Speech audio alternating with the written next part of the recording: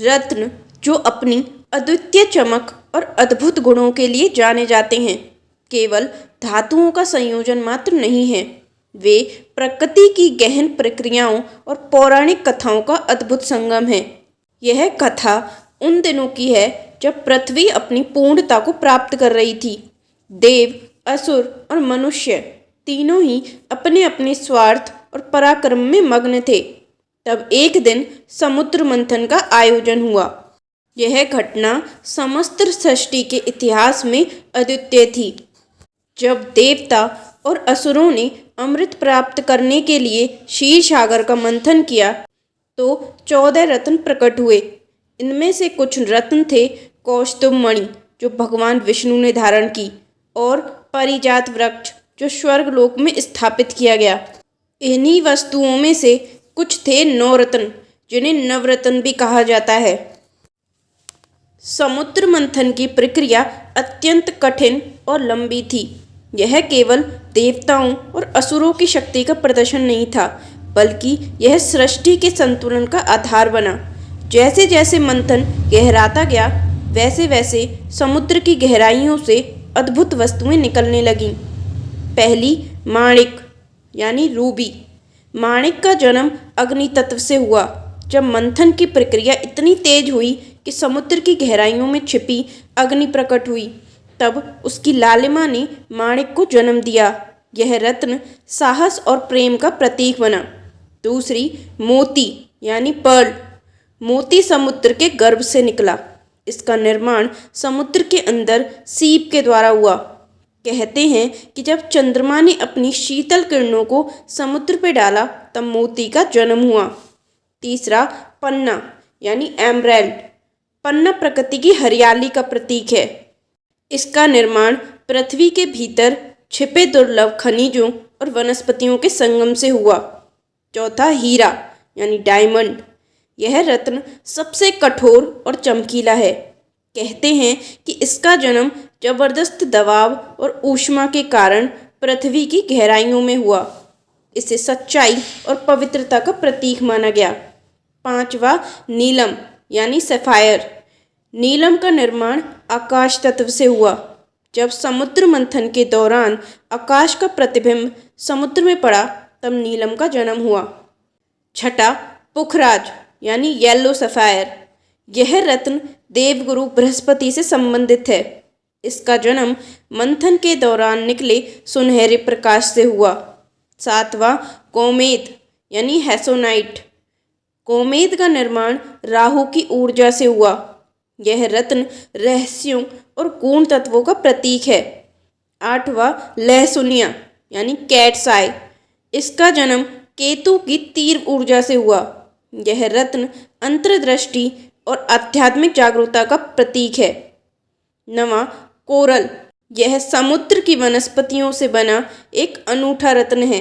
इसे मंगल ग्रह से संबंधित माना जाता है। इतिहास में कई रत्नों की कहानियाँ रहस्य और चमत्कार से भरी हुई है। कोहिनूर दुनिया का सबसे प्रसिद्ध हीरा, जिसके बारे में कहा जाता है कि वह केवल महिलाओं के लिए शुभ है, पुरुषों के लिए यह दुर्भाग्य लाता है। दूसरी ओर नवरत्नों की कहानियाँ भी अद्भुत हैं। माना जाता है कि महाराजा विक्रमादित्य के पास नवरत्न थे, जिनके बल पर उन्होंने अद्भुत निर्णय लिए और अपना साम्राज्य चलाया। रत्नों के बारे में कई मिथक भी प्रचलित हैं। जैसे नागमणि को लेकर यह धारणा है कि यह नागों के सर पर पाई जाती है और इसे चुराने से बड़ी आपदाएं आ सकती हैं।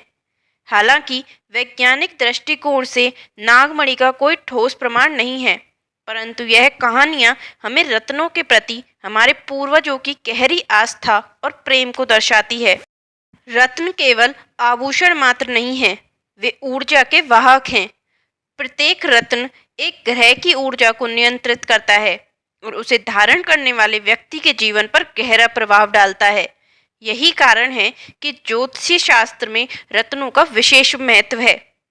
रत्न और ग्रहों का संबंध। पहला माणिक सूर्य का प्रतिनिधित्व करता है। यह शक्ति और आत्मविश्वास प्रदान करता है। दूसरा मोती, यह चंद्रमा का प्रतीक है। यह मन को शांत और स्थिर करता है। तीसरा पन्ना, बुध ग्रह से संबंधित है। यह बुद्धिमत्ता और रचनात्मकता को बढ़ावा देता है। चौथा, हीरा शुक्र का प्रतिनिधित्व करता है। यह वैभव और प्रेम का कारक है। पांचवा, नीलम यह शनि का प्रतीक है। यह कर्म और धैर्य को बढ़ाता है। छठा, पुखराज यह बृहस्पति से संबंधित है। यह ज्ञान और समृद्धि का प्रतीक है। सातवां, गोमेद यह राहु का रत्न है। यह नकारात्मकता को दूर करता है। आठवां, लहसुनिया यह केतु का प्रतीक है। यह आध्यात्मिक उन्नति में सहायक है। नवां, कोरल यह मंगल ग्रह का प्रतिनिधित्व करता है। यह साहस और ऊर्जा प्रदान करता है। समुद्र मंथन के बाद देवताओं ने इन रत्नों को सम्मानित किया और उनके उपयोग का निर्णय लिया। लेकिन रत्न केवल शुभता का प्रतीक नहीं थे, उनमें से कुछ रत्नों पर अभिशाप भी था। एक दिन जब राजा बलि ने इन रत्नों को अपनी सेना के लिए मांगा, तब विष्णु ने उसे चेताया कि इन रत्नों का उपयोग केवल शुभ कार्यों के लिए होना चाहिए। लेकिन बलि ने चेतावनी को अनदेखा कर दिया और इन रत्नों का उपयोग युद्ध में किया।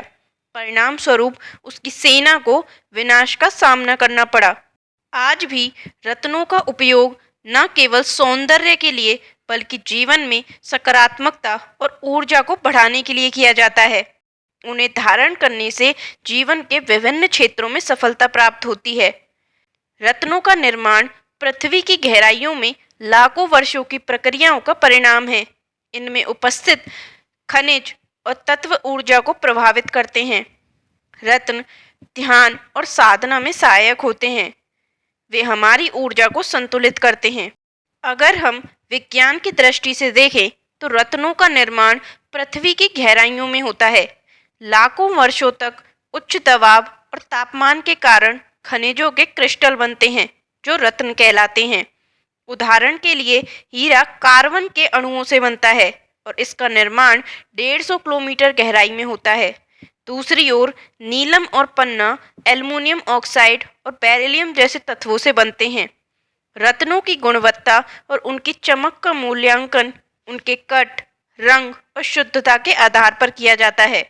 रत्न का असर तभी होता है जब वह वास्तविक हो और उसे सही विधि से पहना जाए। आज रत्न केवल आध्यात्मिक और धार्मिक उद्देश्यों तक सीमित नहीं है। ये फैशन, निवेश और औद्योगिक उपयोग में भी महत्वपूर्ण भूमिका निभाते हैं।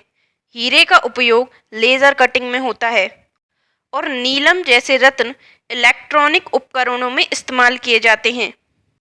अगर आप भी अपनी जिंदगी में रत्नों का प्रभाव देखना चाहते हैं तो हमेशा प्रमाणित और असली रत्न ही खरीदें।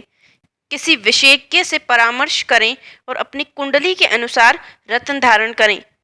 तो दोस्तों, रत्न केवल पत्थर नहीं है, यह प्रकृति की वो अद्भुत कृति है जो हमें हमारे जीवन की गहराई और शक्ति का एहसास कराती है। वे प्रकृति, पौराणिकता और वैज्ञानिकता का अद्भुत संगम है। ये हमें सिखाते हैं कि सही दिशा में मेहनत और विश्वास से जीवन में कोई भी ऊंचाई हासिल की जा सकती है। अगर आपको यह वीडियो पसंद आया हो तो इसे लाइक करें और अपने सगे संबंधियों के साथ शेयर करें और हमारे चैनल को सब्सक्राइब करें। मिलते हैं ऐसी ही अनोखी वीडियो में। जय श्री कृष्ण।